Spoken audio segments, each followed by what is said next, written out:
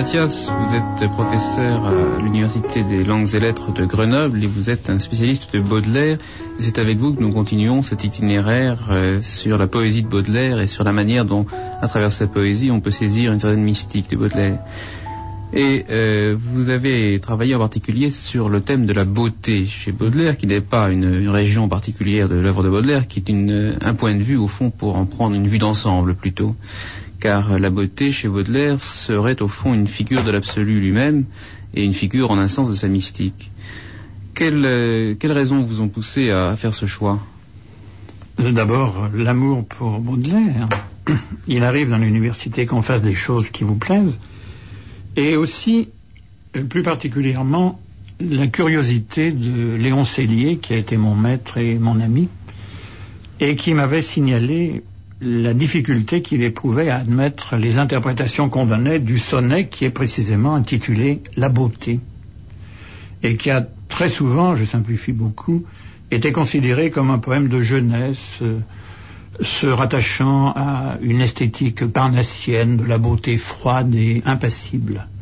Et alors à partir de ces interprétations, de l'étude minutieuse du sonnet, j'ai été amené naturellement à étudier toutes les résonances du thème de la beauté dans l'ensemble des fleurs du mal.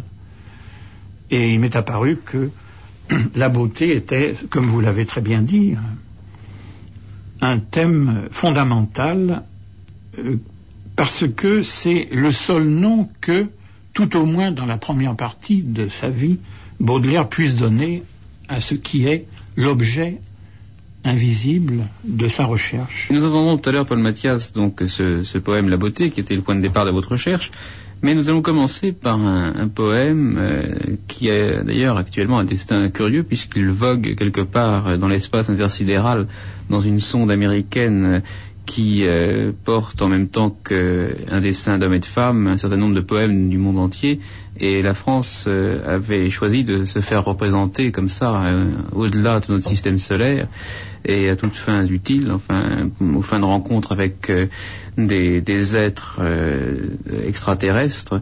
La France avait choisi précisément comme poème représentant la langue française ce poème de Baudelaire qui s'appelle Élévation. Paul Mathias, dites-nous, avant que nous entendions ce poème, sous quel angle il faut l'entendre et comment il va instruire notre examen de la beauté. C'est un poème qui exprime d'une manière extrêmement dynamique un état exceptionnel qui est, à mon avis, un des moments qui confirme Baudelaire, poète, dans sa fonction et sa mission de poète. C'est parce qu'il éprouve de temps en temps des sensations ou des sentiments de ce genre qu'il sait qu'il doit continuer à écrire. Au-dessus des étangs, au-dessus des vallées, des montagnes, des bois, des nuages, des mers, par-delà le soleil, par-delà les éthers, par-delà les confins des sphères étoilées, mon esprit, tu te meus avec agilité. Et comme un bon nageur qui se pâme dans l'onde, tu sillonnes gaiement l'immensité profonde avec une indicible et mâle volupté. Envole-toi bien loin de ces miasmes morbides, va te purifier dans l'air supérieur et bois, comme une pure et divine liqueur, le feu clair qui remplit les espaces limpides. Derrière les ennuis et les vastes chagrins qui chargent de leur poids l'existence brumeuse, heureux, celui qui peut d'une aile vigoureuse s'élancer vers les champs lumineux et sereins, celui dont les pensées comme des alouettes vers les cieux le matin prennent un libre essor, qui plane sur la vie et comprend sans effort le langage des fleurs et des choses muettes. Ce qui est le plus saisissant dans ce poème, et qui sans doute l'a fait choisir pour représenter l'humanité auprès des populations extraterrestres, c'est cet extraordinaire mouvement ascensionnel qui constitue en particulier toute la première strophe, dans laquelle il n'y a absolument aucune indication, autre que le mouvement pur, au-dessus des étangs, au-dessus des vallées, par-delà le soleil, par-delà les éthers, par-delà les confins des sphères étoilées. Vous voyez ce mouvement ascensionnel extrêmement rapide qui nous mène ensuite à l'invocation que Baudelaire adresse à son propre esprit. Oui, il y a une progression. On part d'abord, enfin c'est un avion qui décolle en quelque sorte. Une fusée qui monte, oui, on passe d'abord au-dessus des étangs, puis au-dessus des vallées, puis au-dessus des montagnes. Alors on descend un petit peu avec les bois, mais après on saute au-dessus des nuages, des mers, par-delà le soleil, par-delà les éthers et par-delà les confins des sphères étoilées. Alors on quitte de très loin le système solaire. Au-dessus des étangs, au-dessus des vallées, des montagnes, des bois, des nuages, des mers, par-delà le soleil, par-delà les éthers, par-delà les confins des sphères étoilées, mon esprit, tu te meus avec agilité. Tout ça, c'est le voyage, non pas d'une fusée, mais de l'esprit. Oui, de l'esprit. Et d'un seul coup, c'est ça qui est intéressant et qui fait de ce poème quelque chose qui est la transcription d'une expérience qu'on peut appeler une expérience mystique. D'un seul coup, au présent, l'esprit du poète échappe aux servitudes de la condition humaine.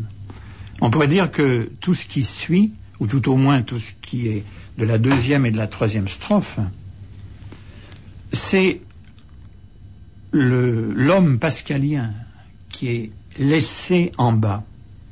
Par exemple, l'esprit échappe aux servitudes de la pesanteur corporelle. Et ici, Baudelaire utilise une image extrêmement pertinente, n'est-ce pas, et qui d'ailleurs s'exprime avec des sonorités tout à fait illustratives, comme un bon nageur qui se pâme dans l'onde.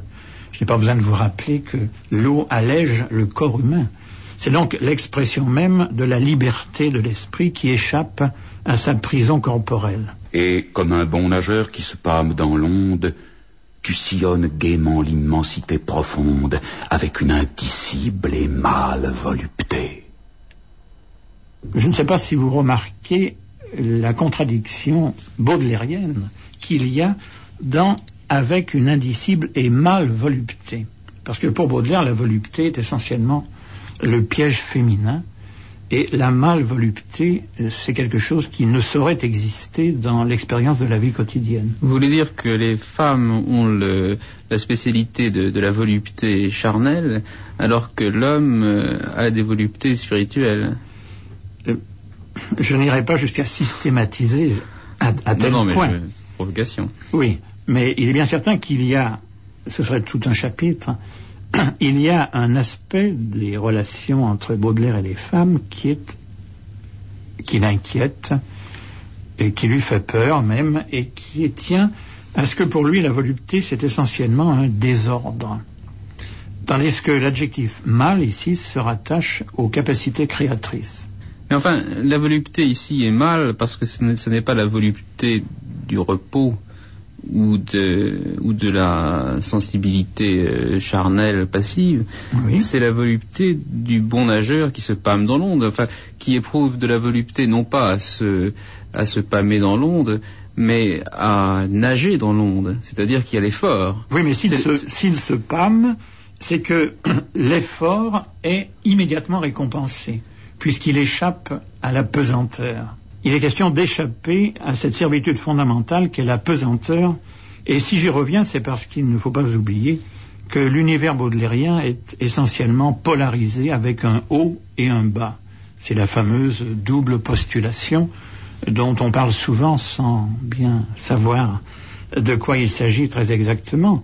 C'est l'aspiration à monter qui s'oppose perpétuellement à, comme il le dit, la joie de descendre. Alors cette joie de descendre, c'est celle de la volupté ordinaire, je dirais. Au-dessus des étangs, au-dessus des vallées, des montagnes, des bois, des nuages, des mers, par-delà le soleil, par-delà les éthers, par-delà les confins des sphères étoilées, mon esprit, tu te meus avec agilité, et comme un bon nageur qui se pâme dans l'onde, tu sillonnes gaiement l'immensité profonde avec une indicible et mâle volupté.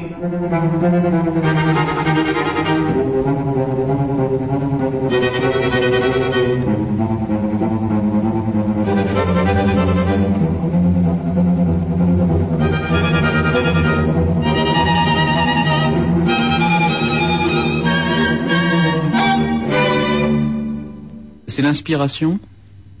Et l'inspiration est un mot dont on a un peu abusé et que peut-être les romantiques ont obscurci à force de l'employer.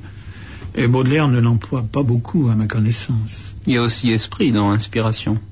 Oui, mais Baudelaire préfère une expression qu'il utilise dans ses textes critiques.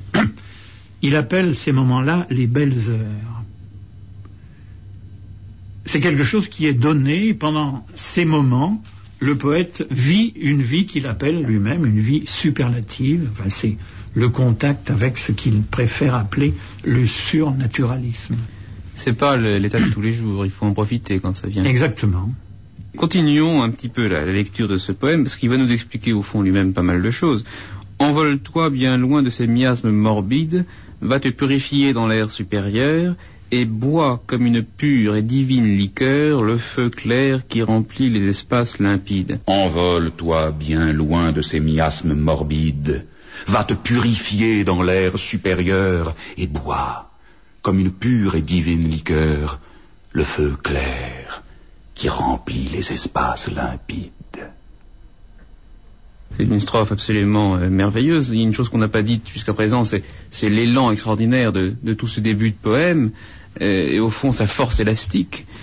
Et ici, la parfaite adéquation de l'expression à l'image. Vous voyez, la limpidité de la strophe qui est exprimée par le choix d'un certain nombre de mots, comme liqueur, clair, rempli, limpide. Oui, l'espace est comme une onde, a-t-on dit précédemment, une onde dans laquelle on peut nager, et une onde que l'on peut boire. Oui, et on la boit comme on boit un feu. Il y a un très bon exemple de la richesse des possibilités métaphoriques du langage poétique.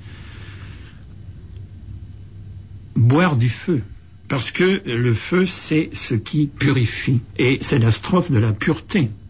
Va te purifier une pure et divine liqueur. Et la liqueur elle-même, n'est-ce pas, vous le savez bien, c'est le produit d'une distillation qui ne retient d'un liquide que ce qui en est l'essence même, la plus parfaite. Je pense que cette image est une image de la transcendance, n'est-ce pas, de la vérité ou de l'idéal ou de la beauté transcendante. Cette image qui est une image essentiellement de la lumière. À travers l'eau et le feu, c'est la lumière qui s'exprime ici. Oui, c'est-à-dire que c'est un feu qui peut brûler, enfin comme tous les feux, mais en même temps c'est un feu clair, c'est pas un feu éblouissant. Enfin, non, ici c'est un feu qui rend aveugle. Qui purifie. Vous avez raison de parler du feu qui rend aveugle, car dans les expériences de Baudelaire, il y aura des feux qui rendent aveugle. Baudelaire a écrit un poème qui s'appelle « Les plaintes d'un Icare », où il s'identifie à un Icare dont non seulement les ailes ont fondu, comme dans la légende, au feu du soleil, mais dont l'œil a été brûlé par le caractère insoutenable de la lumière supérieure. On est donc dans une phase optimiste. C'est ça, là. Ici le feu ne rend pas aveugle, il rend au contraire le regard clair. Oui.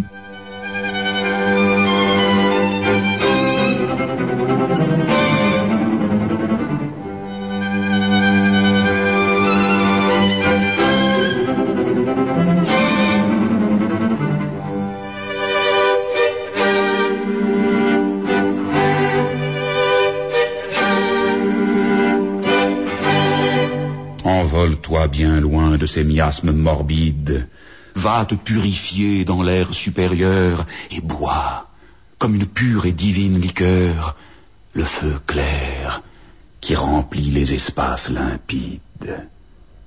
Derrière les ennuis et les vastes chagrins qui chargent de leur poids l'existence brumeuse, heureux celui qui peut d'une aile vigoureuse s'élancer vers les champs lumineux et sereins.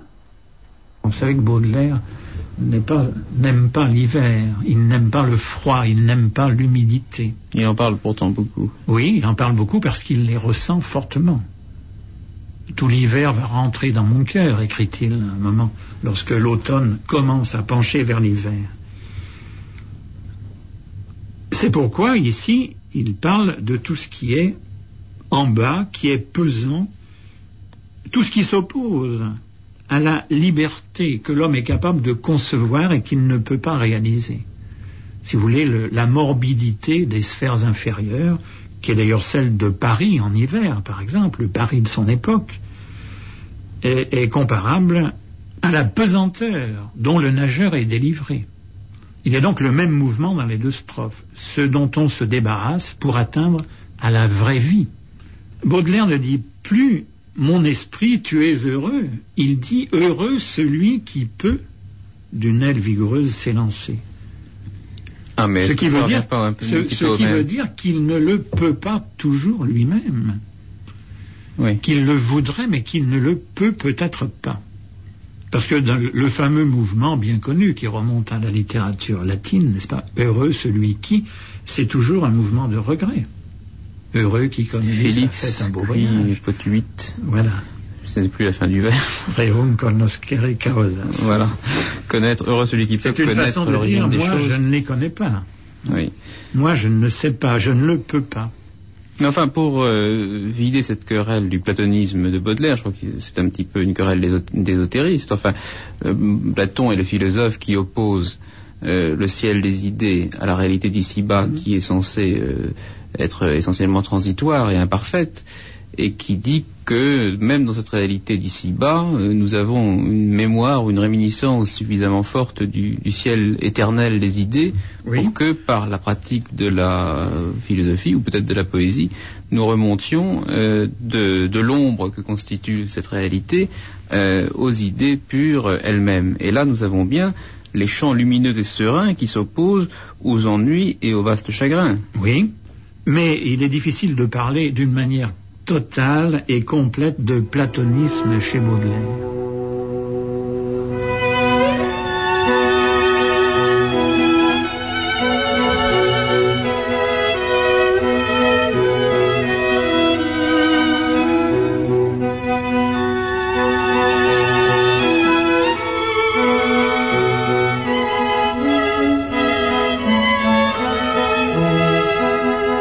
Nous allons parler de la beauté, n'est-ce pas? C'est bien le thème de cette émission, la beauté du poète, de l'artiste, qui n'est pas une beauté que l'on contemple, mais une beauté que l'on construit, que l'on fait. Et alors l'effort du nageur qui se pâme dans l'onde, c'est l'effort un peu désespéré que le poète fait avec la matière des mots. Il n'est pas désespéré dans le poème, ici. Enfin, il est désespéré au sens où on n'est jamais sûr du résultat. Oui, mais il n'empêche que Baudelaire, ici, donne à la première partie du poème, tout au moins, une coloration très optimiste. Ce qui est rare dans les Fleurs du Mal. On peut même dire que c'est un des poèmes les plus optimistes des Fleurs du Mal. Mais enfin, relisons quand même ces deux vers, Paul Mathias. Derrière les ennuis et les vastes chagrins qui chargent de leur poids l'existence brumeuse, il y a quand même une telle force. Enfin, c'est plus qu'un ennui et qu'un chagrin. Enfin, c'est l'accent que vous avez mis sur l'épithète vaste. Le prouve. Enfin, c'est l'expérience de l'angoisse qui est le prélude au fait de trouver l'authenticité. Oui.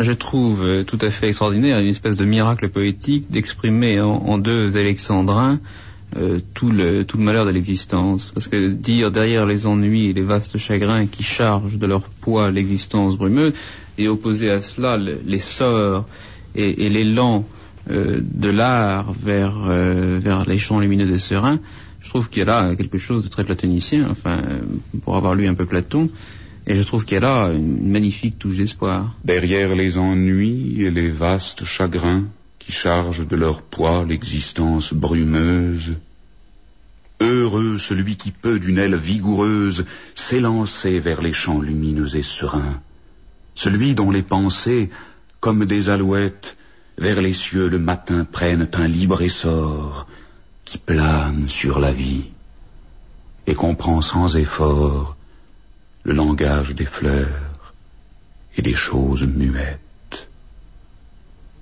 Alors vous voyez bien qu'il n'y a pas de retour dans le ciel abstrait des idées avec un I majuscule.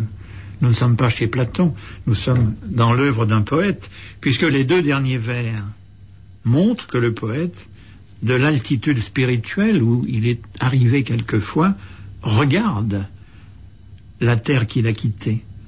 Il plane sur la vie. Il a donc échappé à la pesanteur et à ce moment-là, il peut comprendre. Il comprend sans effort sans effort, comme le bon nageur qui se pâme dans l'onde. On ne peut se pâmer dans l'onde que si on ne souffre plus. Que si on est un bon nageur. Que si on est un très bon nageur, oui. Sans effort, à force d'exercice, bien sûr, aussi. Le langage des fleurs et des choses muettes. Notons tout d'abord que c'est un vœu, heureux celui qui. Et que jamais Baudelaire n'a prétendu qu'on pouvait réaliser un beau poème sans effort. C'est une aspiration idéale. Et d'autre part, le dernier vers, on ne peut pas le commenter ici, parce qu'en fait, dans toutes les éditions des Fleurs du Mal, ce dernier vers précède le poème suivant qui s'appelle Correspondance et qui explique pourquoi Baudelaire peut parler du langage des fleurs et des choses muettes. Il ne s'agit pas du tout du langage des fleurs comme on aimait le faire dans les petites publications populaires du XIXe siècle, n'est-ce pas, où chaque fleur a une signification particulière. C'est le langage des fleurs et des choses, c'est-à-dire le langage de ce qui n'a pas la parole. C'est le poète qui a la parole. Oui, d'ailleurs, il y a un paradoxe là, c'est le langage des fleurs. Bon, à la rigueur, elles ont des parfums, elles ont des formes, on effeuille la marguerite, oui, mais et elles parlent. J'ai dit que c'était hors de question. Bon, mais c'est surtout le langage des choses muettes. Oui, c'est au poète de faire parler les choses. Pour les faire cesser d'être muettes. Mais si c'est la grande tradition du romantisme de Victor Hugo, n'est-ce pas? Le poète déchiffre le langage du monde.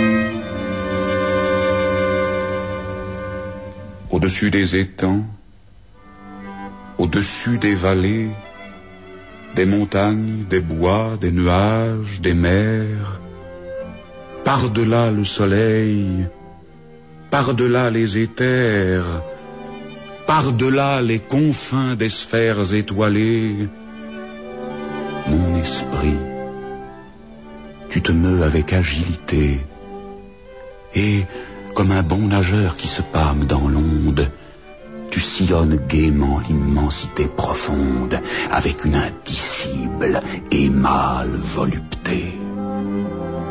Envole-toi bien loin de ces miasmes morbides, va te purifier dans l'air supérieur et bois, comme une pure et divine liqueur, le feu clair qui remplit les espaces limpides.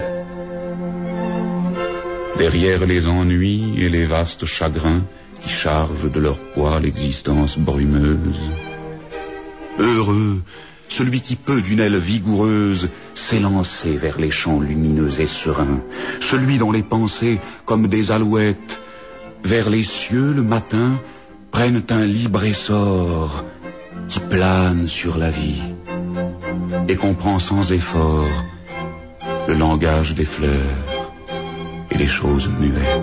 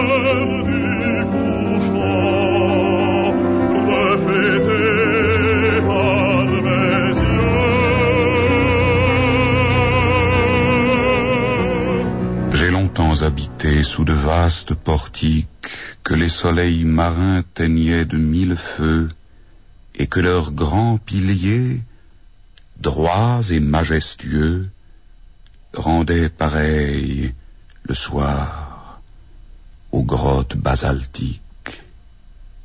Les houles, en roulant les images des cieux, mêlaient d'une façon solennelle et mystique les tout-puissants accords de leur riche musique aux couleurs du couchant reflétées par mes yeux.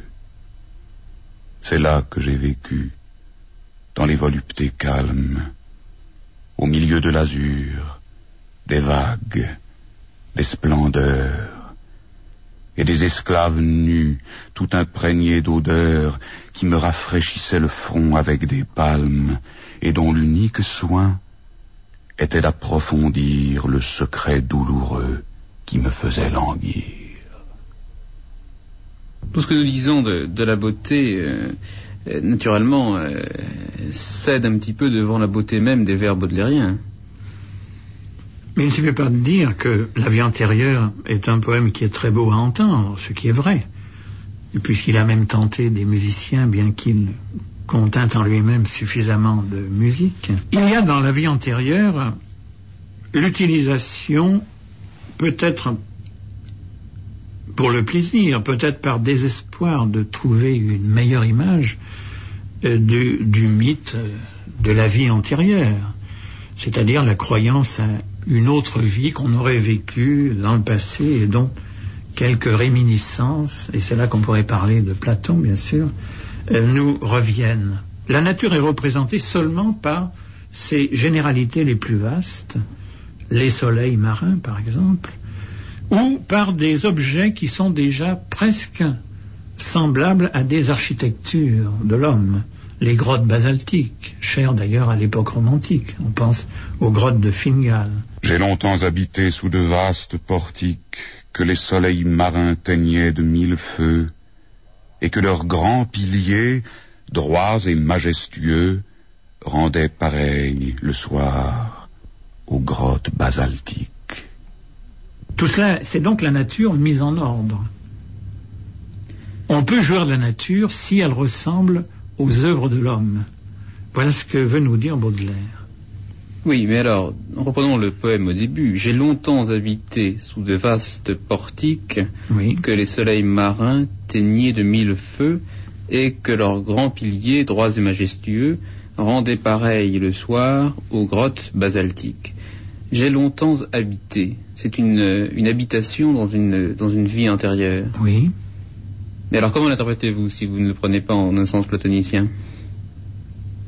Mais je le prends pour ce qui est dit. Le poète a habité longtemps, ou sait ou sent qu'il a longtemps habité dans son mais enfin, sur cette terre ou dans une autre vie? Mais cette autre vie était peut-être sur cette terre. Pourquoi voulez-vous absolument situer géographiquement ce qui, il faut bien le dire, s'appelle le paradis perdu? Oui, alors ça ne peut être, si c'est sur cette terre, que lors du voyage que Baudelaire a fait en Orient, enfin jusqu'à la Réunion. Mais pas du tout. Ça peut être où alors? Bien sûr. L'esclave nu tout imprégné d'odeur. Mais bien sûr qu'on ça peut pas être à Garges-les-Gonesse. Enfin, pourquoi voulez-vous que ce soit la traduction exacte des impressions de voyage du jeune Baudelaire? Baudelaire a accumulé au cours de ce voyage un certain nombre de sensations et d'impressions, et il puise dans ce fond d'images comme il puise simultanément dans un fond culturel, parce que l'image même d'une vie antérieure, ça n'est pas son voyage autour du Cap de Bonne-Espérance qui la lui a donné. C'est sa connaissance des religions humaines ou bien du mythe de Her l'Arménien chez Platon. Oui, mais c'est vous qui me disiez pourquoi cette vie intérieure ne serait pas sur cette terre. Oui. Alors je passais en revue les endroits où ça aurait pu être sur cette terre. Mais oui, comme nous n'en trouvons pas, nous devons conclure que c'est pas exactement sur cette terre. C'est parce que vous faites exprès une erreur sur antérieure, n'est-ce pas? L'expression vie antérieure, c'est ce que Gérard de Nerval appelait dans une autre existence. J'ai longtemps habité sous de vastes portiques que les soleils marins teignaient de 1000 feux, et que leurs grands piliers, droits et majestueux, rendaient pareil le soir aux grottes basaltiques. Les vastes portiques, c'est un mot, vous avez mis l'accent sur ce que ça impliquait d'architecture. Oui.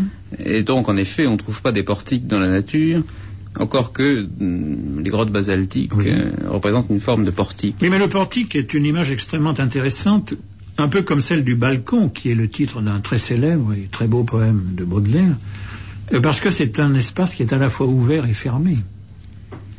Voilà, c'est un mot très baudelairien. Alors expliquez-nous un peu ce que c'est ce mot chez Baudelaire. Eh bien, le portique, c'est une architecture, c'est donc l'espace, mais l'espace humanisé, l'espace dompté par l'homme. Et en même temps, ce n'est pas un espace clos. Et il y a chez Baudelaire une hantise de toute clôture, puisque les images les plus connues du spleen, c'est l'image de la prison, du couvercle, de la marmite. Alors le portique est l'image même de la liberté. L'air circule dans un portique, qui à la limite est barré par un mur, mais d'un seul côté, n'est-ce pas? L'autre est complètement ouvert. Les auditeurs de l'autre scène qui nous font l'amitié de suivre cette émission se souviennent que précédemment, dans une précédente émission consacrée à Baudelaire, nous avons rencontré ce mot portique, c'était dans La mort des pauvres. Et précisément, le portique, et puis c'est aussi dans le voyage, c'est l'endroit par où l'on passe, oui. Et on débouche ensuite sur le pays qui nous accueillera après notre mort. Et oui, dans La mort des pauvres, le mot signifie à peu près porche ou portail. C'est ça. Par conséquent, là précisément dans la vie antérieure, nous sommes également au-delà d'un portique. Et il est difficile de ne pas faire le rapprochement. Enfin, nous, après la mort, nous allons passer à travers un portique qui va nous conduire au ciel, qui est d'ailleurs une auberge où l'on mange et où l'on se repose, enfin comme ici, n'est-ce pas? Oui. Le ciel, enfin le pays imaginaire, qui est également le pays de l'invitation au voyage, enfin le pays où le poète Baudelaire nous invite à voyager, qui est un lieu de volupté calme, là où l'on se repose. Qui est d'ailleurs un lieu clos, c'est une chambre dans l'invitation au voyage. C'est un voyage dans une chambre, ou pour aller dans une chambre. Voilà. Mais alors on ne peut pas ne pas faire le rapprochement entre ce portique que nous allons passer au-delà de la mort, et puis ce portique à travers lequel on aperçoit le pays où l'on était dans une vie antérieure. Comme si un peu c'était le même pays dont on vient en naissant et où on retourne. Il ne dit pas qu'il voit quelque chose à travers les portiques. Il habite sous ces portiques. Oui.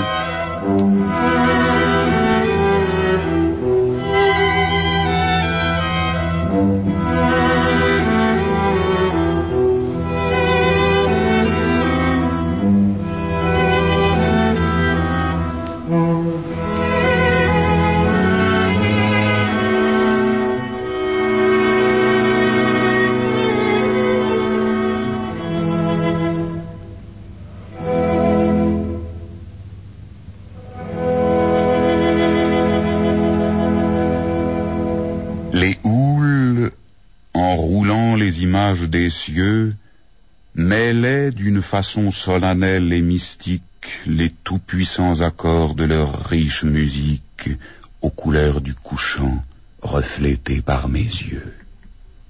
Sous ces portiques, il y a autre chose, il y a les soleils marins qui teignent ces portiques. Alors il y a une fête d'essence. C'est une fête d'essence. Toutes les sensations sont comblées. La lumière, les mille feux des soleils, et ensuite, dans la strophe suivante, n'est-ce pas, la musique du mouvement. Nous y reviendrons. Les soleils, quand même, est-ce qu'on pourrait s'y arrêter un peu, parce qu'ils ont une immense importance dans la vision mystique. Mais Baudelaire aussi emploie plusieurs fois l'expression au pluriel.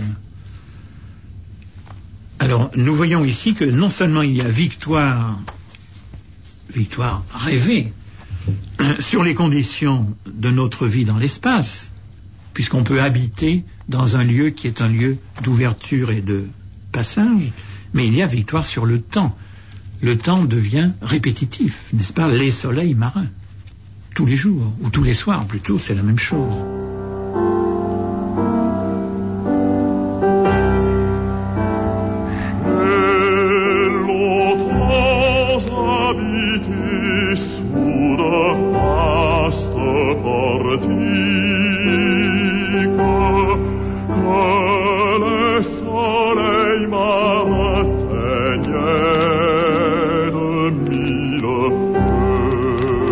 sont aussi les paysages baudelairiens. Enfin, dans l'invitation au voyage, il y a des soleils brouillés. Les soleils couchants ou bien les soleils mouillés. Les soleils mouillés, oui. Et puis, dans le voyage, il y a les paysages que les voyageurs ont vus et qui sont des paysages où le soleil joue un rôle essentiel. Attendez, je recherche dans le voyage, ce sont ces villes, vous savez. Oui, voilà. C'est les couchers de soleil sur les mers violettes. Voilà, la gloire du soleil sur la mer violette, la gloire des cités dans le soleil couchant. Oui, alors attention, parce que dans le voyage, c'est ironique. C'est-à-dire que Baudelaire, à ce moment-là, a dépassé cette espèce de jeu avec les images, et qu'il n'y croit plus. Il ne peut plus y croire, ou ça n'est plus suffisant. Le voyage liquide en quelque sorte tous ces albums magnifiques, qui sont d'ailleurs peut-être aussi des œuvres d'art. Parce que quand Baudelaire dit les soleils, ça peut signifier le soleil tel qu'il est peint dans plusieurs tableaux que j'aime ou que je connais.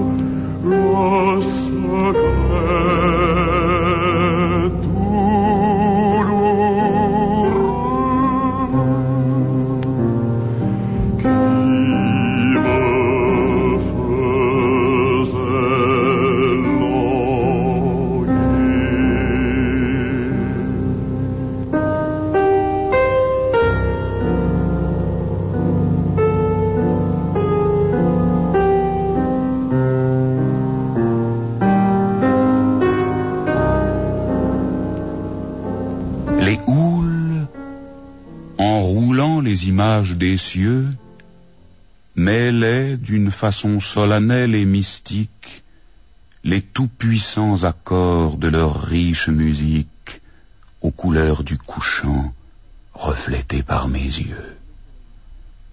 Enfin, les soleils marins, ça s'explique aussi par le fait que les paysages marins sont toujours changeants et que le même coin de mer ou de côte, selon le soleil qu'il y a ce jour-là, prend une allure aussi, très différente. Oui. C'est la fête des sensations. Enfin, c'est aussi l'arrêt du temps quand même, parce que dans le temps normal, qui est un cycle, le soleil se lève, il prend son livre et sort le matin, puis après il se couche, alors que dans les paysages un peu arrêtés, où le temps est quand même comme en un point d'orgue, enfin dans les différents poèmes imaginatifs de Baudelaire, le soleil trône dans une immobilité. Dans Parfum exotique, c'est les feux d'un soleil monotone. Le temps s'arrête. L'espace et le temps sont ici, l'espace et le temps rêvés et non pas ceux qui nous oppressent tous les jours. Alors continuons à décrire ces endroits merveilleux où le poète a vécu, où il se souvient d'avoir vécu. Les houles enroulant les images des cieux, mêlées d'une façon solennelle et mystique, je vous attends sur ce mot de mystique, les tout-puissants accords de leur riche musique, aux couleurs du couchant reflétées par mes yeux. Les houles, enroulant les images des cieux, mêlaient d'une façon solennelle et mystique les tout-puissants accords de leur riche musique, aux couleurs du couchant, reflétées par mes yeux. Vous pouvez noter ici une admirable illustration de la célèbre théorie des correspondances, puisque c'est le mouvement de la houle, ou plutôt des houles, qui crée une espèce de musique, une sorte de musique d'orgue, sans doute évoquée d'ailleurs par l'analogie entre un buffet d'orgue et les grottes basaltiques évoquées dans la première strophe. Vous m'attendez au mot mystique, eh bien, Baudelaire vous répond. C'est le premier et dernier mot du vers qui donne la réponse, n'est-ce pas? Baudelaire appelle mystique le mélange des sensations. Et ici, le mélange par correspondance des sensations. Ce qui est mystique, c'est que le mouvement de la houle engendre chez le poète spectateur une musique. Mais c'est-à-dire que c'est une musique toute puissante. Oui. Ah, ce n'est quand même pas n'importe laquelle. Et parce qu'elle est mystique, justement. Oui, ça fait quand même beaucoup de mots qui rentrent dans le vocabulaire religieux.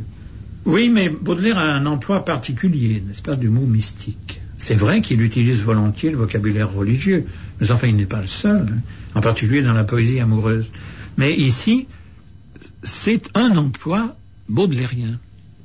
Il appelle mystique la manière dont, précisément, tout est mélangé. Les images des cieux reflétées par la houle et la musique et les couleurs du couchant. Oui, mais enfin, ce que je veux dire, c'est pas qu'il y ait une religion de Baudelaire, naturellement. C'est que il y a une façon de parler de la beauté chez Baudelaire et de faire du beau, enfin, qui touche et qui atteint véritablement l'absolu. Quand on dit les tout-puissants accords de leur riche musique, et quand on disait tout à l'heure dans Élévation, avec une indicible et mâle volupté, oui. Il y a une manière de transpercer quand même la matière des mots pour aboutir à un éblouissement qui est une figure du paradis, enfin qui est une figure en tout cas d'un lieu qui n'est pas le nôtre. Mais bien sûr, puisque Baudelaire n'a pas d'autre religion que celle de la poésie, ou plus exactement de la beauté. Oui, mais la religion n'est peut-être elle-même pas autre chose que cela même. Ah ben ça, c'est un terrain sur lequel je ne m'engagerai pas, moi. Je parle de la religion de Baudelaire. Il y a aussi le mot solennel. Oui. Oui, mais nous sommes dans l'atmosphère d'une cérémonie religieuse, avec même vous avez raison d'insister sur solennel et sur tout-puissant. Enfin, le sentiment du sacré apparaît dans cette strophe. Les houles, en roulant les images des cieux, mêlaient d'une façon solennelle et mystique les tout-puissants accords de leur riche musique aux couleurs du couchant reflétées par mes yeux. La beauté du décor vient de ce que le spectateur poète est en contact avec le sacré. Et le sacré se manifeste entre autres par cette collaboration intime de toutes les sensations. Il n'y a plus de différence, de séparation entre ce qui est des yeux, ce qui est des oreilles, ce qui est de la couleur ou ce qui est du mouvement. Alors, est-ce qu'on peut préciser un peu ce jeu de miroir, là, les houles en roulant les images des cieux, mêlés donc d'une façon solennelle et mystique, les tout-puissants accords de leur riche musique, aux couleurs du couchant reflétées par mes yeux.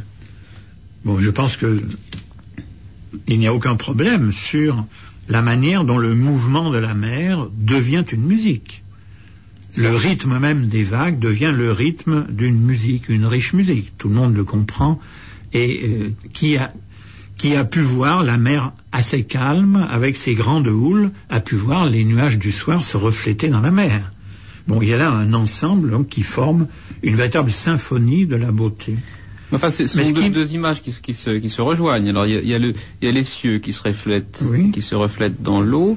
Les images partent de la surface de miroir, en quelque sorte, de l'eau pour remonter, et viennent rencontrer les couleurs du couchant qui sont reflétées par les yeux du poète. Alors, c'est là qu'il y a une ambiguïté. Alors, je pourrais m'en tirer en disant qu'il n'y a rien de plus poétique que l'ambiguïté, ce qui est vrai d'ailleurs. Mais ça fait un petit problème. Parce que personnellement, je suis inquiété par ce participe reflété.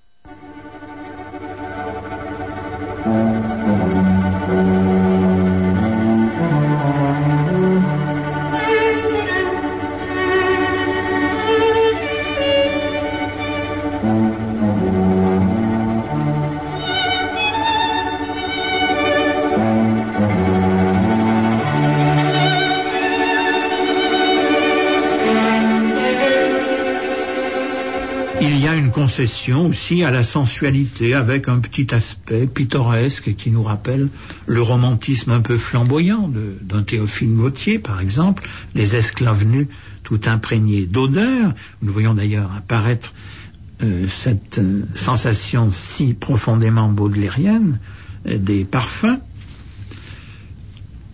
et tout semble parfait jusque à qui me rafraîchissait le front avec des palmes, n'est-ce pas, ou cette fraîcheur évoquée dans un contexte tout de même exotique. Vous n'avez pas totalement tort de rappeler le voyage de Baudelaire. Cette fraîcheur, donc, est l'image même du bonheur, de ce qui est le plus agréable dans un décor de ce genre, où la chaleur peut être considérée comme un fardeau aussi. D'autre part, il le dit à plusieurs reprises, c'est la contemplation de la mer qui nous donne le plus facilement le sentiment de l'infini. Ce que l'œil du spectateur embrasse depuis le rivage, c'est ce qu'il appelle un infini diminutif. Expression intéressante, parce qu'elle marque les limites de notre condition. Il n'empêche que nous pouvons concevoir l'infini avec la mer.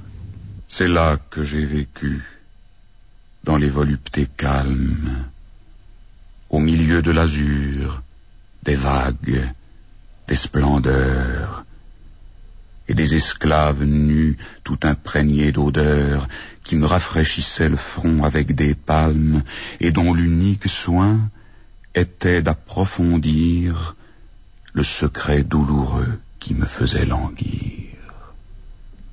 Jusqu'ici, c'est le tableau de la béatitude avec un certain décor orientalisant, puisque c'est dans les pays chauds que la fraîcheur est considérée comme paradisiaque, et dont l'unique soin était d'approfondir le secret douloureux qui me faisait languir. Voilà la surprise.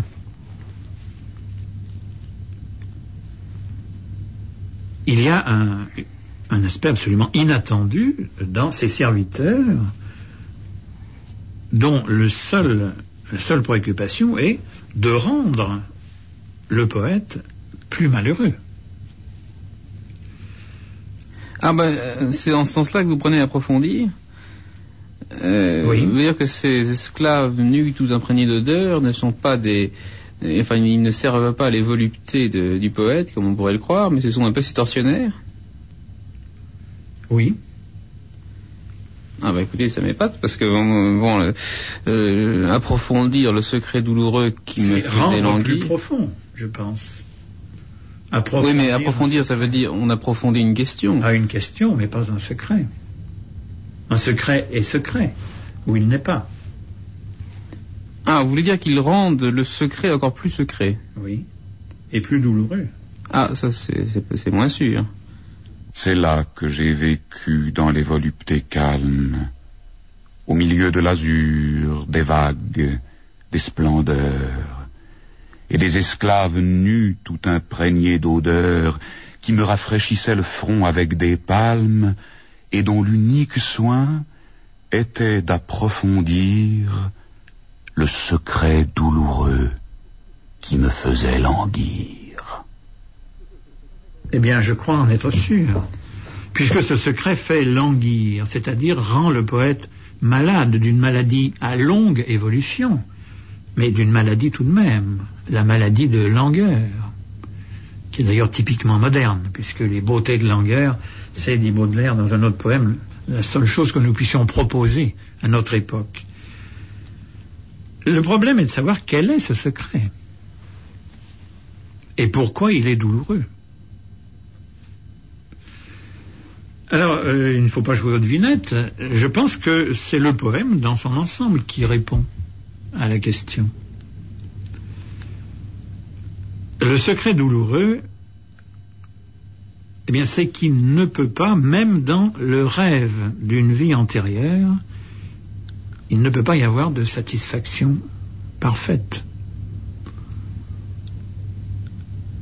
Et personnellement, j'ai tendance à croire que l'approfondissement de ce secret douloureux, ça consiste à introduire dans le tableau de la perfection, tel qu'on peut la concevoir, l'élément de doute et de destruction, qui fait que,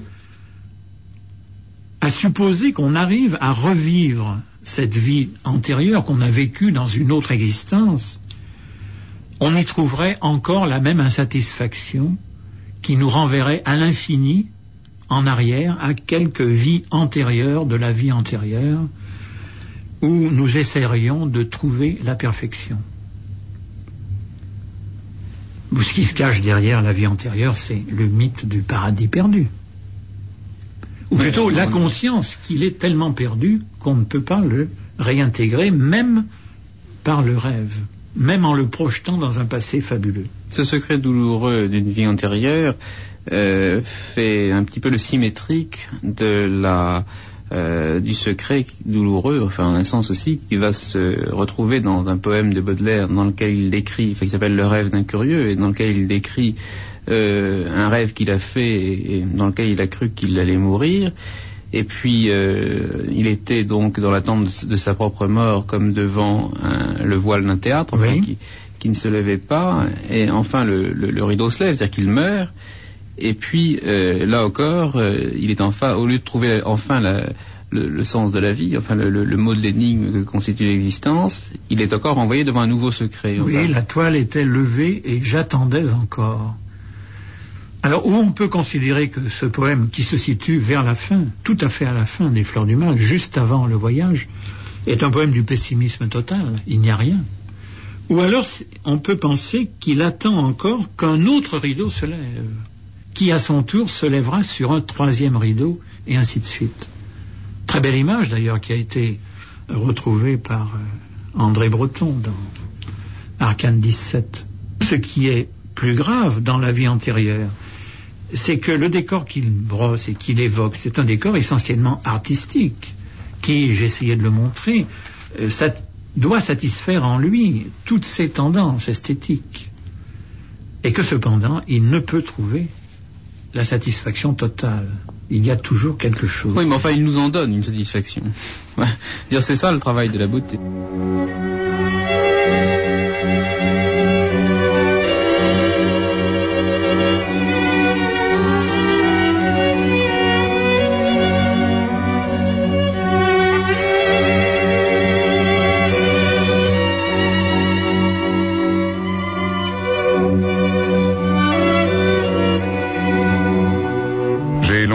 Habité sous de vastes portiques que les soleils marins teignaient de 1000 feux, et que leurs grands piliers, droits et majestueux, rendaient pareil le soir aux grottes basaltiques.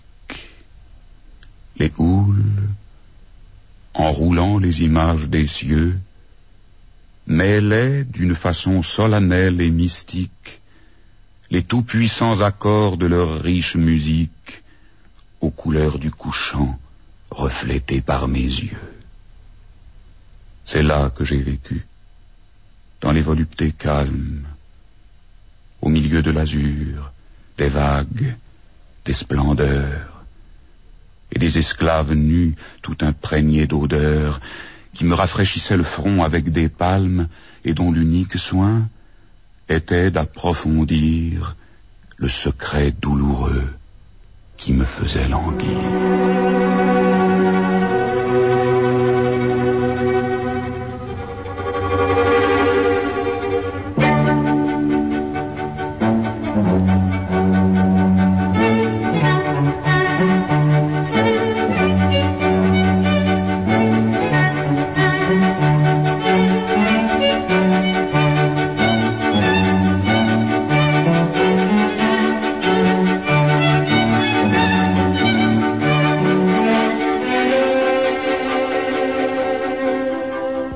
conduit alors au poème qui porte ce titre, La beauté, et que vous avez longuement commenté dans votre livre, La beauté dans les fleurs du mal, et que nous allons écouter. J'espère que cette fois-ci, ça ne sera pas le dernier rideau, mais nous allons ouvrir un rideau. La beauté. Je suis belle, ô mortel, comme un rêve de pierre,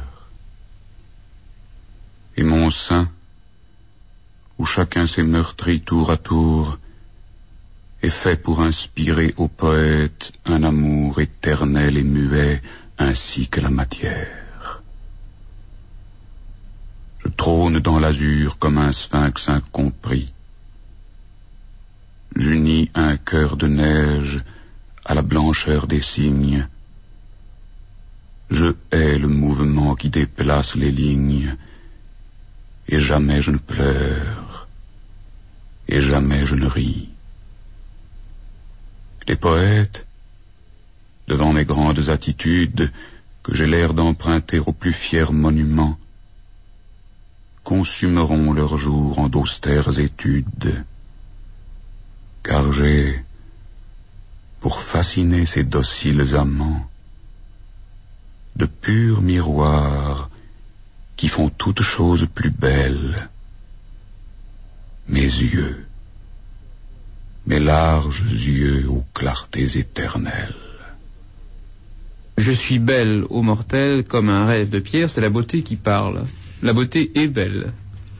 D'abord, c'est la beauté qui parle, et il n'y a guère que ce poème, dans Les Fleurs du Mal, où Baudelaire donne la parole à une entité qui est ici représentée sous une forme allégorique, n'est-ce pas, et utilise ce procédé rhétorique très ancien qui consiste à, je vous fais grâce des mots savants, à donner la parole à une abstraction que l'on fait parler. J'y insiste parce qu'il ne faut quand même pas oublier, quand on lit ce texte, que c'est Baudelaire qui parle à la place de la beauté. Que par conséquent, la beauté n'apparaît pas ici dans l'illumination et le tremblement de la révélation descendue de l'extérieur. C'est Baudelaire qui projette dans ce personnage ses propres aspirations esthétiques. Et la beauté est belle, vous avez raison, c'est-à-dire qu'elle ne peut se définir que par elle-même. Il n'y a donc pas de définition de la beauté dans le poème La beauté. Enfin, en voilà une tout de même, comme un rêve de pierre. C'est une comparaison. Une comparaison, oui. Alors, un rêve de pierre. Oui, c'est une expression assez ambiguë, comme il y en a souvent chez Baudelaire, et que je préfère personnellement interpréter par référence au poème de jeunesse. Baudelaire a fait un voyage dans les Pyrénées. Il a été frappé par le caractère de violence et d'élévation pétrifiée que donne la montagne. Personnellement, j'interprète Rêve de pierre par l'aspect que peut donner une montagne. Enfin, pas seulement, enfin un rêve, on voit bien pourquoi, et de pierre, c'est aussi quand même déjà l'indication d'un caractère sans pitié de la beauté, enfin une espèce de... Puisque nous avons ici la pierre, plus loin nous aurons le marbre. Oui, alors je crois que l'interprétation dangereuse, c'est de dire c'est la Vénus de Milo, n'est-ce pas, qui parle. Ce qui est intéressant, vous avez raison, c'est cette dureté qui est d'ailleurs exprimée tout de suite après. Et mon sein où chacun s'est meurtri tour à tour. Donc l'image est très claire. Je suis belle, ô mortel, comme un rêve de pierre. Et mon sein, où chacun s'est meurtri tour à tour, est fait pour inspirer au poète un amour éternel et muet, ainsi que la matière. Personnellement, j'insisterais plutôt sur le « chacun est tour à tour ». Ou Baudelaire, alors. Ça rappelle les phares. Ça, oui, très bien. Dans les phares, nous avons les grands poètes, ou plutôt les grands peintres de l'humanité, qui sont d'ailleurs, qui réchauffent un peu le cœur du poète. C'est exact. Oui. Et du poète qu'il y a en chacun d'entre nous. C'est-à-dire qu'il y a une espèce de grande solidarité de l'esprit humain, enfin, qui naturellement n'est jamais parvenu à percer le secret douloureux, mais en même temps, nous sommes tous dans la même condition. Oui, d'ailleurs, à la fin des phares, vous le savez, tous ces grands artistes sont comparés à travers le temps historique aux vagues de la mer qui viennent battre le rivage de l'éternité de Dieu. Eh bien, c'est cela que nous retrouvons ici au passé, n'est-ce pas? Nous aurons tout à l'heure le rôle des poètes dans l'avenir. Et mon sein, où chacun s'est meurtri tour à tour, est fait pour inspirer au poète un amour éternel et muet, ainsi que la matière. Ce qui est paradoxal, c'est qu'on a beau se meurtrir au sein de cette Vénus de Milo, là, qui, en effet, il ne faut pas se cogner dessus, ça inspire quand même au poète un amour. Oui. Un amour masochiste, alors. Ce qui est très intéressant, c'est cette idée que il y a une sorte de destination de la beauté. Elle est faite pour les poètes. Elle est faite pour inspirer au poète un amour. Faite pour. Ce qui établit une relation extrêmement étroite, n'est-ce pas, entre la beauté et le poète. Elle est faite pour le poète, avant tout. Et dans les phares, nous savons bien que le poète est à prendre au sens large. Enfin, oui. Ce sont aussi bien les disons peintres, l'artiste, le créateur. Alors c'est un amour éternel, alors que nous étions des mortels dans le premier vers, oui. et muet, ainsi que la matière. C'est curieux parce que tout à l'heure on parlait de l'esprit dans l'élévation. Oui, et l'expression est très curieuse. Évidemment, on peut comprendre que le poète n'est pas capable vraiment de dire la beauté. C'est pourquoi son amour est muet. Et d'autre part, il y a de nombreuses références chez Baudelaire à l'espèce de chute de l'esprit créateur dans la matière, en particulier dans la pierre. Il se compare dans le spleen à un sphinx. Il s'engourdit, il se pétrifie, dans la mesure où il n'arrive pas à exprimer ce qu'il a à exprimer. Je trône dans l'azur comme un sphinx incompris. J'unis un cœur de neige à la blancheur des cygnes. Je hais le mouvement qui déplace les lignes, et jamais je ne pleure, et jamais je ne ris. Alors la matière, c'est aussi, parce qu'il dit éternel et muet ainsi que la matière. Il peut difficilement s'agir de la matière du corps humain, puisqu'elle est peut-être muette, mais elle n'est pas éternelle, nous ne savons hélas que trop. C'est peut-être parce que il y a deux choses qui peuvent être immortelles, précisément c'est l'esprit, ou c'est la déesse beauté, d'un côté, et de l'autre c'est la pierre, enfin oui. c'est la matière qui est éternelle aussi. Oui. Donc si nous voulons l'éternel comme la beauté, nous n'avons pas d'autre solution que de nous pétrifier. Oui, ou du moins c'est un risque. C'est le risque... Est-ce que c'est le programme que nous propose Baudelaire? Non, il ne nous propose pas ce programme-là. Il nous dit une première fois, très clairement, quels sont les risques de la mission du poète.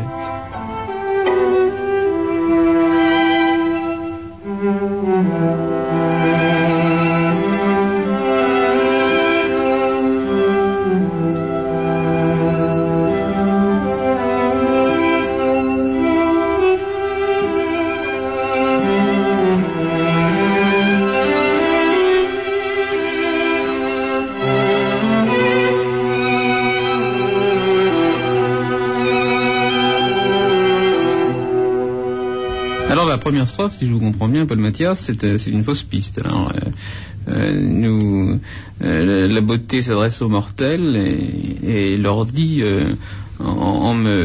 qu'il faut être typique, enfin si j'ose employer cette expression un peu vulgaire, c'est-à-dire que si vous vous approchez trop de moi qui suis un rêve de pierre, vous risquez d'être transformé vous-même en pierre.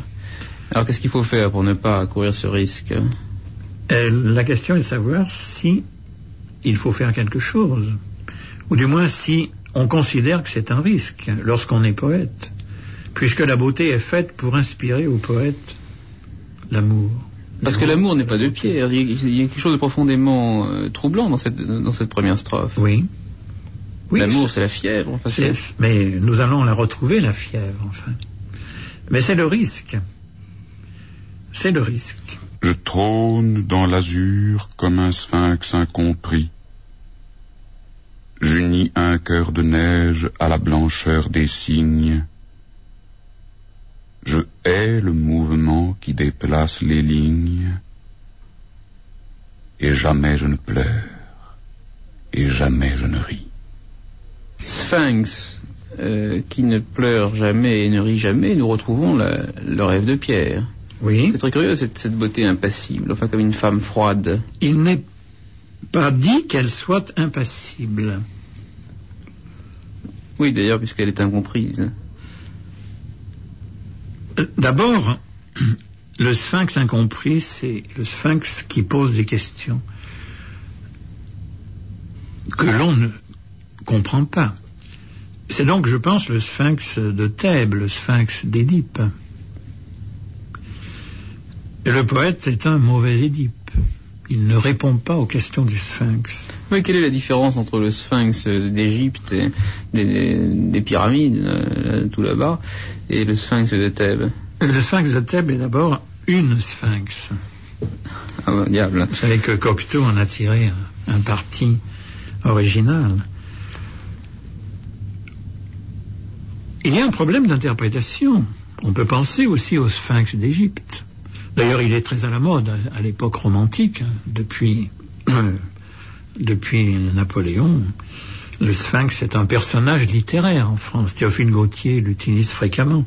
Et il est très fréquemment utilisé comme ici, n'est-ce pas? C'est le personnage mystérieux, dont on ne sait pas ce qu'il veut dire. Mais ce qui est intéressant ici, c'est qu'on ne comprend pas ce qu'il dit. Donc, ce n'est pas le sphinx qui est responsable de l'obscurité, c'est le poète devant le sphinx qu'il ne comprend pas. Il y a un sentiment de culpabilité infligé au poète. Je trône dans l'azur comme un sphinx incompris. La beauté est une reine, oui, puisqu'elle trône. Oui, et l'azur implique même qu'elle est considérée ici comme la transcendance. C'est une espèce d'icône, alors... Parce que oui, l'azur, c'est l'accompagnement de toute notion de transcendance. Donc c'est une divinité absolue. J'unis un cœur de neige à la blancheur des cygnes. Mais alors j'unis un cœur de neige à la blancheur des cygnes. Il n'y a rien de très surprenant là qu'il unisse un cœur de neige. Un cœur de neige est blanc et la blancheur des cygnes aussi. Oui, mais si vous tenez absolument à vous étonner, étonnez-vous sur cœur de neige. Puisque normalement un cœur n'est pas en neige. Il y a donc une contradiction intérieure. On retrouve la froideur de la statue, là, la froideur du marbre. Et là, cependant, un cœur. Et je pense qu'il faut voir là derrière, mais je ne voudrais pas insister trop lourdement, enfin, les problèmes que pose à Baudelaire le lyrisme à la manière romantique. Est-ce que la passion en elle-même est poétique? Le mot cœur laisse entendre, n'est-ce pas, que la beauté peut être passionnée. Elle a un cœur. Mais c'est un cœur de neige. Ouais. Alors c'est un cœur qui est immobilisé, n'est-ce pas? Ce serait un peu la deuxième fausse piste. Alors ne croyez pas, malgré l'amour que vous, mortels, vous éprouvez pour moi à la beauté, ne croyez pas que vous me trouverez, enfin, en donnant libre cours aux effusions de votre passion. Oui, bien sûr. Soyez distant et restez froid. Pour jouir de moi. Oui, à condition de toujours se souvenir qu'il s'agit d'une allégorie de la condition poétique. Autrement dit, le poète cherche quelque chose qui ne le paye pas de retour. Je hais le mouvement qui déplace les lignes, et jamais je ne pleure, et jamais je ne ris. Qu'est-ce que c'est que ce mouvement qui déplace les lignes et à quoi s'oppose-t-il? Eh bien, on a très longtemps... tout mouvement déplace les lignes. On a très longtemps dit que c'était le vers de l'impassibilité et de l'immobilité. Jusqu'au jour où on a su le lire et où on a lu « Je hais non pas n'importe quel mouvement, mais seulement le mouvement qui déplace les lignes. Je hais le mouvement si ce mouvement déplace les lignes. » Mais est-ce que tout mouvement ne déplace pas les lignes? Non, justement. Il y a le mouvement qui crée le désordre et le chaos, et l'artiste est là pour lutter contre le chaos de la réalité quotidienne, des impressions brutes. Et puis il y a le mouvement esthétique. Il y a le mouvement corrupteur qui fait d'un corps jeune un corps vieux puis un cadavre.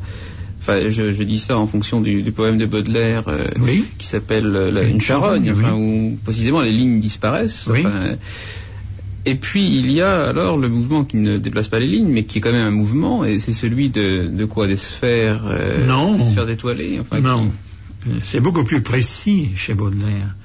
Il a devant lui des objets qui lui donnent cette impression du mouvement qui ne déplace pas les lignes. C'est le navire à voile, le voilier, d'une part, et dans d'autres textes en prose, c'est la calèche, enfin la belle voiture à cheval. Vous savez, celle qui était montée sur 8 ressorts. Il les donne comme exemple de beauté, précisément. Beauté dans le mouvement. Ou encore la beauté féminine comparée à la beauté du mouvement de la danseuse. Ou à un serpent. Le serpent qui danse au bout d'un bâton. Ou le cheval qui galope. Non. Mais vous trouvez pas, il n'y a pas tellement de chevaux chez Baudelaire. Vous êtes très contrariant, parce que moi j'associais la danseuse, le bateau sous les voiles et le cheval selon une image populaire répandue. C'est parce que vous avez beaucoup vu de Degas, mais c'est Baudelaire qui nous intéresse. Il n'est pas sensible au mouvement du cheval. Je n'y peux rien. Ah oui, non, mais je dis pas que Baudelaire était sensible. Je veux dire, c'est bien la même idée. C'est-à-dire un mouvement harmonieux. Qui garde quand même une forme. Oui. Qui garde l'unité d'une forme. Et c'est encore une chose assez platonicienne. C'est-à-dire que dans le bateau que l'on rencontre en pleine mer et qui avance, qui a une manière de se poser sur l'eau. Mais Baudelaire considérait que le grand voilier, arrivé à son point de perfection dans les années 1850, c'était un des plus beaux instruments que l'homme ait jamais construit. Voilà, parce que la forme même du voilier ne se modifie pas du fait qu'il marche, au contraire. Et parce que son mouvement est à la fois un mouvement, avec par conséquent changement, description de l'espace et espoir d'aller plus loin, et un mouvement avec une variation rythmique régulière qui est celle du navire qui monte à la lame et qui redescend lentement. Je suis belle, ô mortel, comme un rêve de pierre. Et mon sein, où chacun s'est meurtri tour à tour, est fait pour inspirer au poète un amour éternel et muet, ainsi que la matière. Je trône dans l'azur comme un sphinx incompris. J'unis un cœur de neige à la blancheur des cygnes. Je hais le mouvement qui déplace les lignes, et jamais je ne pleure, et jamais je ne ris. La beauté nous parle ici. Alors, elle est naturellement autorisée pour parler de l'art. Alors, la faire parler comme ça implique de la part de l'esthète Baudelaire quelle forme de choix artistique? Si on lit mal ce poème, on dirait que c'est la beauté classique, alors qu'en fait c'est plutôt la beauté baroque. Le mouvement qui ne déplace pas les lignes, c'est le mouvement qui tourne autour de la ligne. Et comment expliquez-vous qu'elle ne pleure jamais et qu'elle ne rit jamais? Alors il ne faut pas confondre « je ne pleure jamais » avec « je ne ressens rien » ou « je ne ris jamais » avec « je n'ai pas de sentiment ». Ça veut dire je déteste les manifestations extérieures violentes. Baudelaire s'est expliqué là-dessus, surtout dans ses textes en prose, ses nombreux articles, par exemple sur les caricaturistes. Il considère que le rire et les pleurs manifestent l'imperfection de l'homme, sont des grimaces. Ceci étant dit, je trouve que, enfin, nous allons le voir encore dans les tercets, car ce poème est encore un sonnet, comme c'est si fréquent chez Baudelaire. Et donc on va voir dans les tercets que Baudelaire confirme un peu cette image d'impassibilité relative, enfin de la beauté, puisqu'il va parler des fiers monuments. Et ceci étant dit, je trouve qu'il arrive aux fleurs du mal de pleurer et de rire. Un petit peu contrairement à la doctrine, enfin il faut distinguer la doctrine esthétique de Baudelaire et puis ce qu'il fait lui-même comme type de beauté. C'est un poète très lyrique. Oui, mais il n'y a pas de poème larmoyant ni de poème drôle. Les poètes, devant mes grandes attitudes que j'ai l'air d'emprunter aux plus fiers monuments, consumeront leurs jours en d'austères études. Baudelaire associera toujours, et si la beauté a été écrite dans la première partie de la carrière de Baudelaire, cela montre chez lui une grande constance, il associera toujours la grandeur avec la beauté. Est-ce qu'il fait sien le mot de Napoléon, tout ce qui est grand est beau? Je ne crois pas qu'il n'ait jamais cité ce mot, mais il cherche, y compris dans la vie contemporaine de son temps, même chez les politiciens de son époque, des belles attitudes, des beaux moments. Les poètes, devant mes grandes attitudes, que j'ai l'air d'emprunter aux plus fiers monuments, consumeront leurs jours en d'austères études. Et ce qui est intéressant ici, c'est la duplicité que Baudelaire prête à la beauté, n'est-ce pas? Des attitudes que j'ai l'air d'emprunter aux plus fiers monuments. Alors, ça n'est peut-être pas vrai, n'est-ce pas? Ou je l'emprunte, et même il y a une double ambiguïté. Non seulement je les emprunte, mais j'ai l'air de les emprunter. C'est-à-dire qu'on ne sait jamais à quoi s'en tenir. Enfin, c'est ça qui va tromper en tout cas les amants, enfin les dociles amants de la strophe suivante, et que sont qui d'ailleurs? Les poètes ou bien les gens qui étudient les poètes? Les poètes. Parce que les poètes ne font pas d'austères études. C'est les universitaires qui font des austères études. Parce que vous pensez que Baudelaire n'a pas travaillé durement, péniblement? Mais le terme... Ah oui, alors en prenant l'étude au sens des peintres qui font 100 études au crayon avant de faire un tableau. Mais de même que Baudelaire se compare aussi aux amoureux et aux savants. Les amoureux fervents et les savants austères. Bon, ce sont des figures du poète. C'est la recherche poétique qui est exprimée par ces austères études. Alors pourquoi est-ce que les poètes consument leur jour devant les grandes attitudes? Eh bien parce qu'ils ne peuvent pas entrer dans la beauté. Ils sont toujours devant, comme on est devant la citadelle qu'on assiège et qu'on ne peut pas conquérir. Comme on reste devant le château magique parce qu'on n'est pas digne d'y entrer. Ce qui est intéressant, c'est cette image de cette brûlure sur place, n'est-ce pas? L'amour du beau consume les poètes. Ils en brûlent intérieurement et ça les détruit. En même temps, c'est leur chaleur, hein, c'est ce qui les fait vivre, mais c'est aussi ce qui les détruit. Comment Baudelaire travaillait-il? On a beaucoup de mal à le savoir parce qu'il n'a laissé traîner aucun brouillon. Sans doute parce qu'il détestait tout ce qui avait l'air improvisé. Tout ce que l'on sait, c'est que quand il s'est corrigé, il s'est toujours très bien corrigé. Toutes ces corrections d'une édition sur l'autre ajoutent quelque chose au poème.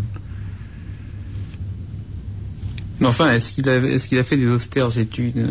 Il était très exigeant, si vous voulez. Non, mais est-ce qu'il travaillait beaucoup tous les jours? Parce que il nous a laissé, au fond, pas mal d'œuvres en prose. Mais il se plaint, bien sûr. Ce n'est pas un auteur fleuve. Enfin. Non. Raison de plus. Oui. Je ne sais qui a dit, si Victor Hugo avait la densité de Baudelaire, les rayons des bibliothèques s'écrouleraient, n'est-ce pas? Alors la dernière strophe, plus exactement le dernier tercet, commence par un mot, car, qui nous annonce une explication. Car j'ai, pour fasciner ces dociles amants, de purs miroirs qui font toutes choses plus belles, mes yeux, mes larges yeux aux clartés éternelles. Ce qui fascine, c'est ce qui fait peur et qui repousse et attire à la fois. Autrement dit, la beauté participe au caractère de ce qu'on appelle aujourd'hui le sacré. Mais bien entendu, ne soyons encore une fois pas dupes de la forme rhétorique du poème. C'est Baudelaire qui installe la beauté dans la catégorie du sacré par cette image de la fascination. Il transcrit la fascination qu'il éprouve pour la beauté dans un personnage qu'il dresse devant lui pour des raisons de commodité narrative et avec cependant une dramaturgie importante, n'est-ce pas, qui est ce mouvement sur place des poètes qui consument leur jour dans des études qui sont austères parce qu'elles ne sont pas récompensées, parce que la beauté ne se livre pas. Car j'ai, pour fasciner ces dociles amants, de purs miroirs qui font toutes choses plus belles, mes yeux, mes larges yeux aux clartés éternelles. Alors les yeux de la beauté, eh bien vous voyez que la beauté n'est pas une statue puisqu'elle a des yeux qui brillent, des yeux aux clartés éternelles. Et ces yeux sont des miroirs. Il est très intéressant de réfléchir, je crois, sur cette image. Les yeux de la beauté, dit Baudelaire, sont des miroirs qui font les choses plus belles. Par conséquent, la beauté, c'est ce qui rend le monde plus beau. On croirait à une tautologie, n'est-ce pas? Déjà, nous disons que la beauté se définit comme étant belle. Et ensuite, elle dit « Je suis belle parce que j'ai des yeux qui font les choses plus belles ». Alors, je pense qu'il faut voir dans cette image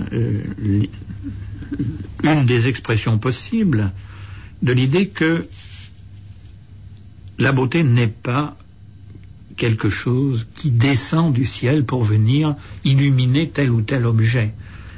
Ce qui fait de Baudelaire un grand poète et un poète moderne surtout, c'est qu'il sait que les choses sont déjà belles. Toutes les choses sont belles. Ah oui, la beauté ne fait que les rendre plus belles. Les rendre plus belles. Ce qui est important, c'est le plus. Et notons que Baudelaire a changé d'avis, il a mûri sa conception, puisque dans la première rédaction du poème, il avait écrit « de purs miroirs qui font les étoiles plus belles ». Et alors, se relisant, il a dû se dire, c'est stupide de dire cela, puisque par définition, par tradition littéraire, les étoiles sont belles. Il écrit, ils font toutes choses plus belles. Ce qui veut dire que la tâche du poète, c'est d'amener toutes les choses à plus de beauté. C'est ce caractère superlatif de la beauté que Baudelaire étudie chez des grands artistes, comme chez Delacroix par exemple, ou bien dans ce qu'il appelle les belles heures dont nous parlions, à propos de élévation. Il écrit quelque part qu'il y a des jours où le ciel est plus bleu, où les fleurs sont plus belles, où les parfums sont plus intenses. Vous voyez, cette qualification du plus qui correspond très bien à cette conception dramatique du monde, avec le haut et le bas. Alors le rôle du poète, c'est de faire remonter les virtualités de beauté vers la beauté elle-même. La beauté se présente ici comme un ange médiateur, en quelque sorte, qui va porter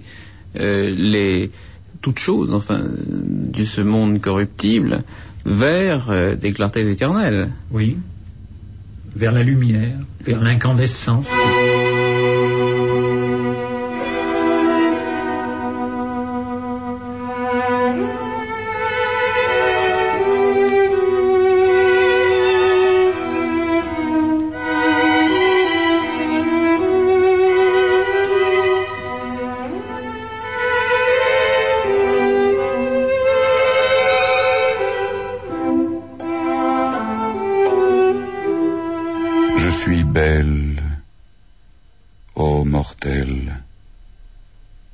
Comme un rêve de pierre,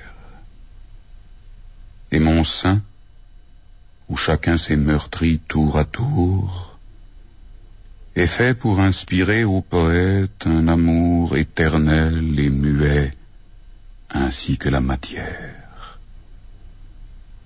Je trône dans l'azur comme un sphinx incompris. J'unis un cœur de neige à la blancheur des cygnes. Je hais le mouvement qui déplace les lignes, et jamais je ne pleure, et jamais je ne ris. Les poètes, devant mes grandes attitudes, que j'ai l'air d'emprunter aux plus fiers monuments, consumeront leurs jours en d'austères études, car j'ai, pour fasciner ces dociles amants, de purs miroirs qui font toutes choses plus belles. Mes yeux, mes larges yeux aux clartés éternelles.